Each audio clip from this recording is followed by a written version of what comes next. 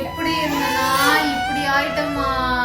உட்காரமா, இவ்வளோ பெரிய தொப்பை, உட்கார முடியல, எந்திரிக்க முடியல, வேலை செய்ய முடியல. அப்படியா? இங்க வா. இது என்ன இது?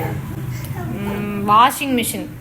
வாஷிங் மிஷின்ல துணி போடுறதுக்கு சோம்பேறித்தனப்பட்டுட்டு வேலைக்காரிட்ட துவைக்க சொல்ற. அப்போ துணி தான் விழுகும். இங்க வா. ஆமா, உனக்கு கிரைண்டர் வேணும்னு கேட்டிய, அதை வாங்கி கொடுத்தேனே. எங்க அது?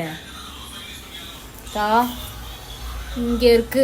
அது ஏன் ஷெல்ஃபில் படுத்து தூங்குது நல்லா? அதுவா, கடையில மாவு வாங்குறேன். துணி தான் விழுகும். சரி, அங்க வா. இது என்ன அது? இது வந்து எக்ஸசைஸ் பண்றதுக்கு எக்ஸசைஸ் மிஷினு. துணி காய போடுறதுக்கா? வெளியில போயிட்டு காய போட சோம்பேறித்தனப்பட்டு இதுல தொங்க விட்டுருக்குற. அப்புறம் ஏன் தந்தி விழுகாது? வாக்கம் கிளீனர் வாங்கி கொடுக்க. அதை கிளீன் பண்ணும்ல, யார் கிளீன் பண்றது?